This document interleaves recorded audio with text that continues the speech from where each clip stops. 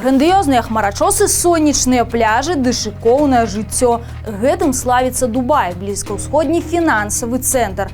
Але яшчэ гэты элітны эмірат мае рэпутацыю падатковай гавані, куды выводзяць нелегальныя прыбыткі і робяць гэта часцяком праз нерухомасць. Маштабны зліў звестак пра дубайскую нерухомасць засведчыў, што замежнікі ўклалі больш за 145 мільярдаў долараў у кватэры, офісы ды віллы. Ёсць сярод фігурантаў гэтага зліву і беларусы. Актуальная на 2020 год інфармацыя трапіла ў рукі амерыканскай некамерцыйнай арганізацыі C4ADS, што вывучае міжнародныя злачынствы і канфлікты. Яна подзялілася звесткамі пра дубайскую нерухомасць з намі, беларускім расследавальніцкім цэнтрам, а калегі з OCRP дапамаглі нам разабрацца з гэтым злівам. У дубайскай базе мы знайшлі больш за 130 беларусаў, якія валодаюць 220 аб'ектамі нерухомасці на агульную суму ў 60 мільёнаў долараў. І тады мы вырашылі скласці свой рэйтынг. Сёння ў нашым топе 5 асобаў, якія маюць дачыненне да беларускіх уладаў і атрымлівалі дапамогу ці падтрымку ад Александра Лукашэнкі. Зараз яны знаходзяцца пад заходнімі санкцыямі ці за кратамі і патэнцыйна могуць быць хаўруснікамі ў сумнеўным бізнесе.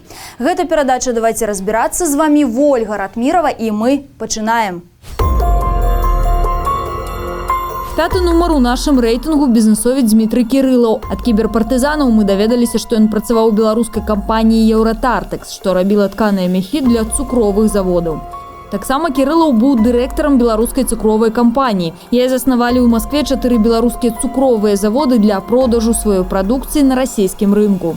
У пачатку 2020 года Кірылава злавілі на хабарах. КДБ паведаміў, што затрымаў яго кіраўнікоў 4 цукровых заводаў за карупцыю. Дзяржаўныя СМІ называлі фігурантаў гэтай крымінальнай справы цукровай мафіяй. Першая схема, са словаў сілавікоў, выглядала наступным чынам. Маскоўская кампанія «Полімер», бенефіцыярам якой быў партнёр Кірылава, задорага прадавала «Еўратартэксу» сыравіну для вытворчасці мяхоў. А ўвесь прыбытак ад гэтых угодаў заставаўся на рахунках у Расіі. Потым грошы размяркоўваліся паміж хаўруснікамі. Фактычным арганізатарам схемы выступіў дырэктар гарадзейскага цукровага камбінату Міхаіл Крыштаповіч. У падзеле прыбытку ўдзельнічалі таксама дырэктар беларускай цукровай кампаніі Дмітрый Кірылаў і расійскі прадпрымальнік Сергей Кананенка. Дырэктар астатніх 3 заводаў таксама былі ўцягнутыя ў супрацьпраўную дзейнасць. Ім належала незаконная грашовая ўзнагарода памерам да 3 цэнтаў за кожны мех. Другая схема была наступнай. Паводле дадзеных следства, заводы затана адгружалі ўвесь экспартны аб'ём прадукцыі беларускай цукровай кампаніі, затым значная яе частка ішла падкантрольным пасярэднікам. Тыя на паперы перапрадавалі цукар, але ўжо даражэй на беларускім рынку. Паводле звестак КДБ, за гэта Кананенка з дапамогай Кірылава перадаваў дырэктарам заводаў хабар ад 1 да 2,5 долараў за кожную тону адгружанай прадукцыі. Штогод сумы хабараў набягалі на сотні тысяч долараў. Гучную справу каментаваў Александр Лукашенко. Сказал, всех под метлу в камеру, всех, даже вот самолет там нельзя было раньше задержать, одного из деятелей, вернуть, сказал, самолет Западной Европы, посадить в Минске и вынуть их оттуда. Вернули самолет, достали и отправили в следственный изолятор. Жесточайшее будет отношение к этому. На коррупцыйную схему ў цукровай галіне паводле версіі сілавікоў датычнай былы намеснік начальніка губазіку Владимир Тихиня. Легендарны змагар з бандытызмам пагадзіўся за ўзнагароду страхаваць цукровую мафію. Паводле дадзеных следства ён даваў парады наконт канспірацыі з зачысткі слядоў злачынства. У жніўні 2020 года стала вядома, што Тихіня выйшаў на волю. А вось кіраўнікі цукровых заводаў атрымалі ад 11 да 13 гадоў калоніі. Дмітрыю Кірылаву, які, нагадаем, у нашым топе на 5-м месцы, далі 7,5 гадоў пазбаўлення волі. У Дубаі на бізнесоўца ягоную былую жонку запісаная кватэра агульнай плошчай 81 квадратны метр, што ацэньваюць на 129 тысяч долараў. Апартаменты месцяцца ў недабудаваным жылым комплексе. Дарэчы, сама былая жонка Кірылава Кацярына сказала, што не мае ніякай інфармацыі наконт нерухомасці. Што вылучае Дубай, вы можаце прыладкаваць сюды грошы. Вам не трэба шукаць юрыста і затым ствараць падстаўную кампанію. Вы можаце проста купіць у Дубаі маёмасць. Ніхто не будзе задаваць вам пытанняў. Такім чынам, гэта надзвычай спрыяльнае асяроддзе, каб схаваць грошы.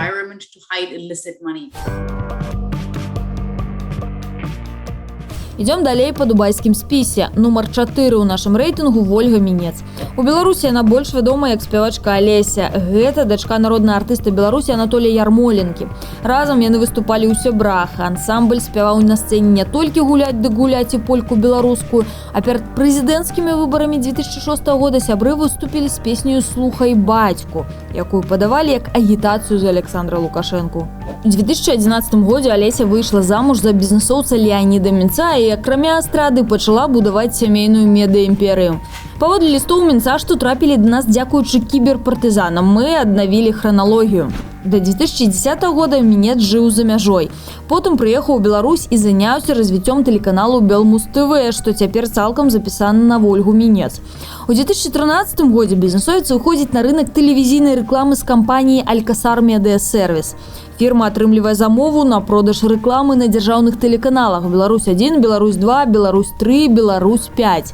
Акрамя таго, сям'я Мінцоў з партнёрамі стварае кампанію «Трыя Медыа». Яна робіцца беларускім праваўладальнікам забаўляльнага тэлеканалу ТНТ Інтэрнэшнл, а пазней купляе яшчэ і палову тэлеканалу ВТВ, які раней называўся «Першы музычны». «Трыя Медыа» прадае рэкламу не толькі на сваіх тэлеканалах, але і на некаторых радыёстанцыях «Юмор ФМ», «Радыё Рэлакс» і «Аўтарадыё». Партнёрам сям'і Мінцоў у гэтым бізнесе выступае былы спартовы функцыянер і бізнесовец Сяргей Цяцерын. Мы раней распавядалі, як ён пабудаваў сваю бізнес-кар'еру за кошт сяброўства з Лукашэнкам. Цяцерын трапіў пад санкцыі еўразвязу. Сергей Тетерин – это, в общем-то, приближенный бизнесмен, таких несколько. Как правило, это люди, которые не обладают какими-то уникальными способностями, но которые просто в какой-то момент оказались близки к Лукашенко. Он стал им просто лично доверять по тем или иным причинам и, соответственно, наделил им, нарезал какие-то куски бизнеса. У 2015 годзе Мінец дамаўляецца наконт куплі канкурэнта ў кампаніі «Відэа Інтэрнэшнл Менск». Яе перайменавалі ў VIBL. Кампанія прадавала рэкламу на тэлеканалах АНТ, СТБ, Мир, Еўропа плюс ТВ Беларусь. То бок з часам сям'я Мінцоў і Цяцерын занялі, па сутнасці, дамінантнае становішча на рынку рэкламы на тэлебачанні. Наша крыніца кажа, што прабіцца на рынок без згоды адпаведных дзяржаўных органаў немагчыма. Вы же понимаете, у нас ничего просто так не делается. Даже если что-то происходит, то, значит, это прошло какую-то проверку, и, скорее всего, что это было санкционировано свыше, я так думаю. Выручка новай медыаімперыі магла быць грунтоўнай. У 2016-2018 годах рэкламна-тэлевізійны рынок ацэньваўся на 35-40 мільёнаў долараў. Пры гэтым, як высветлілі мы з дапамогай OCCRP, частка прыбытку выводзілася ў офшор.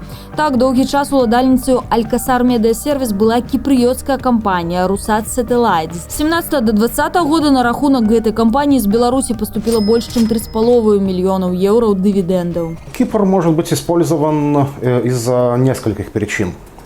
Одна причина – это та же самая анонимность, потому что структура владения компанией в Кипре, за ней могут стоять не физлица, а юрлица, зарегистрированы на том же Кипре, в Швейцарии, Голландии, ну где угодно.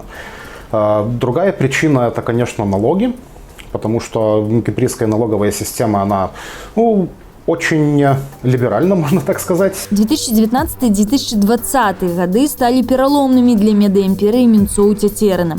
У Беларусі стварылі дзяржаўнага прадаўца, тэлевізійны рэкламны альянс, каб у тым ліку абысціся без пасярэднікаў у продажы рэкламы на тэлебачанні. Дзяржаўныя тэлеканалы скасавалі дамовы з «Алькасар Медыа Сервіс» і VIBL. Доля новага прадаўца цяпер паводле ацэнак спецыялістаў 75%. «Трыя Медыа» ж мае 25%, але мінцы не разгубіліся. Яны пачалі асвойваць новую нішу – продаж рэкламы ў інтэрнэце праз кампанію DSale.com. Гэтая фірма – эксклюзіўны партнёр папулярных замежных онлайн-кінатэатраў Мегого, Іві, а таксама беларускіх парталаў онлайнер, Куфар ды іншых рэсурсаў. Апошнім часам Алеся практычна не выступае, жыве са сваім мужам на Кіпры. У Дубаі у спявачкі бізнес-лэдзі ёсць апартаменты з 3 спальнямі ў комплексе Марына Гейт 2 на заездзе ў Дубай з вокнамі на Персідскую затоку. Агульная плошча 168 квадратных метраў. Меркаваны кошт нерухомасці $666 000. Мы рознымі спосабамі спрабавалі выйсці на Вольгу Мінец, але калегі і бацька не захацелі звязваць нас з ёю. Мы накіравалі запыт праз электронную пошту, але адказу не атрымалі. Ёсць у дубайскай базе іншыя не менш вядомыя ў Беларусі асобы. Пад нумарам 3 ў нашым рэйтынгу хакеіст Михаил Грабоўскі. Ён выступаў за каманды Монреаль, Торонто Мэйпл Ліфс, Вашингтон Кэпіталс і лічыцца ён самым выніковым беларускім гульцом у гісторыі НХЛ. У 2016 годзе пасля чарговай траўмы Грабоўскі перастаў выходзіць на лёд, але афіцыйна завяршыў спартыўную кар'еру праз 3 гады, калі ўвайшоў у трэнерскі штаб Менскага Дынама. З тых часоў зорку НХЛ сталі бачыць у кампаніі з Лукашэнкам.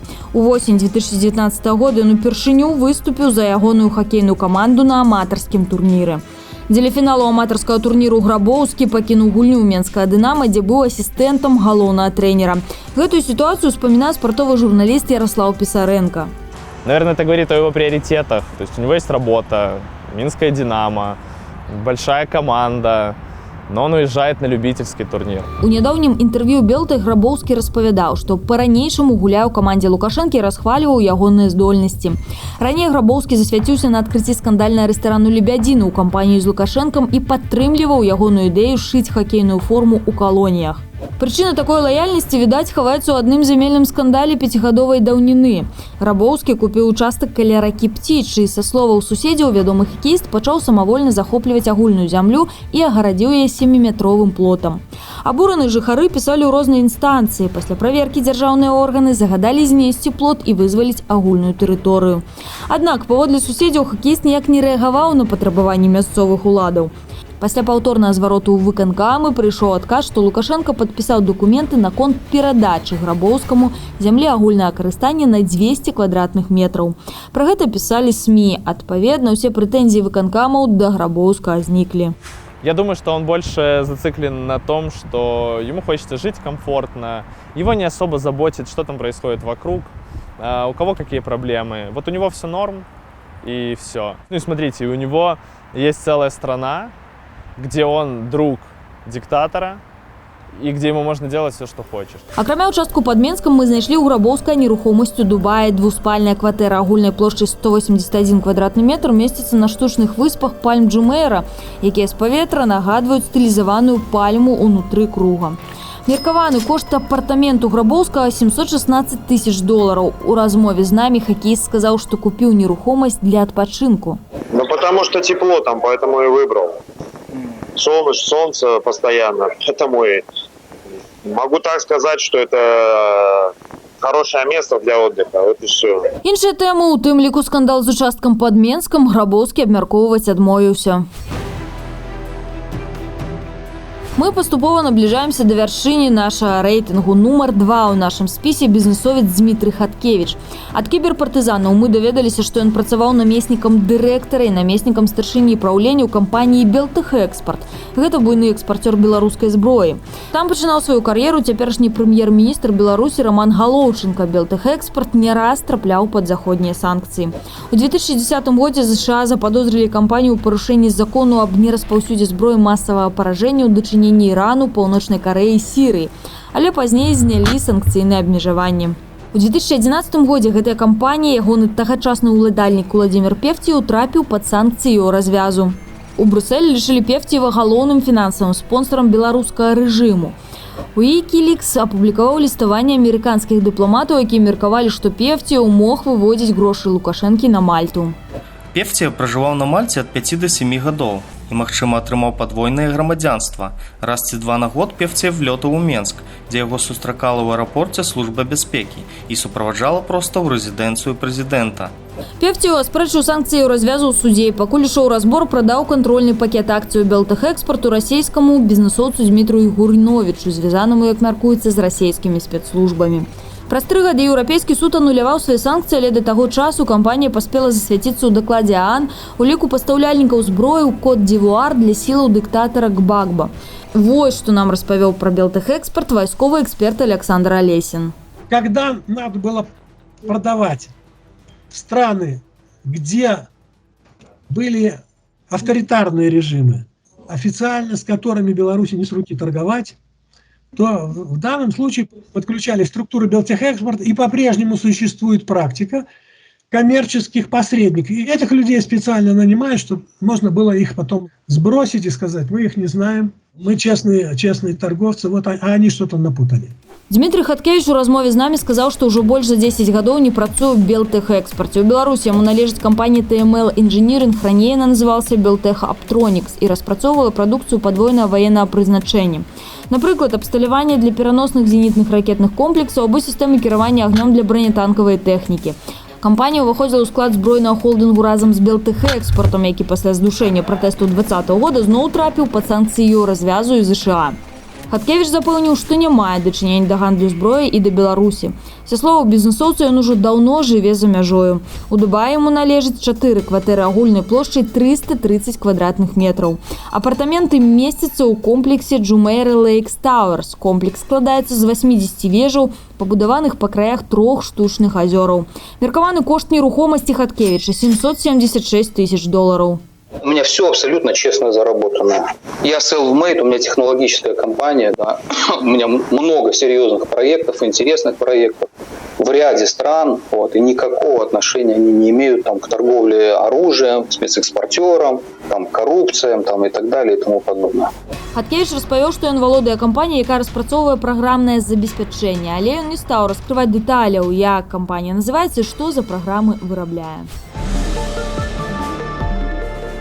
А цяпер перайдзем да нумару 1 у нашым спісе. На вяршыні рэйтынгу герой нашых многіх расследаванняў Алексей Алексін і ягоны сын Дмітрый. Алексіны кантралююць амаль палову тытунёвага рынку Беларусі. Разам з партнёрамі маюць асаблівыя прывілеі ў лагістыцы, выпускаюць каўбасы, займаюцца гатэльным бізнесам і, магчыма, казіно. За гэта Алексін не застаўся вінен і падараваў Хове Лукашэнкі 9 аўтамабіляў і матацыклаў. Сярод іх рарытэтныя аўта, «Шэўрале» і дарагія «Майбахі». Кожны вядомы аўтамабільны канцэрн Lamborghini, Ferrari, Rolls-Royce, Maybach, Bentley дбае пра тое, каб рэдкія і дарагія машыны належалі не толькі багатым, але і вядомым уплывовым асобам, бізнесменам.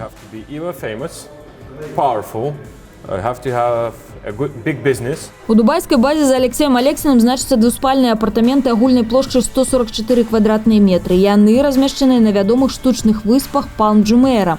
Меркаваны кошт нерухомасці $568 тысяч. На сына бізнесоўца Дмітрыя Алексіна запісана віла на суму больш чым $2 600 000. Яна таксама месціцца на астравах Палм Джумейра. На захадзе Алексея Алексіна лічаць гаманцом Лукашэнкі і наклалі на бізнесоўца ягоныя кампаніі санкцыі. Пад абмежаванне развязу трапіў і Дмітрый Алексін. Але, на думку эксперта, санкцыі наўрад ці закрануць іхную дубайскую нерухомасць. У найлепшым выпадку вы зможаце ўбачыць, як аб'яднаныя арабскія эміраты дэманструюць і павялічваюць заклапочанасць. Наўрад ці аб'яднаныя арабскія эміраты будуць цяпер гэтым займацца, бо ёсць лягчэйшыя мэты, чым гэты беларус.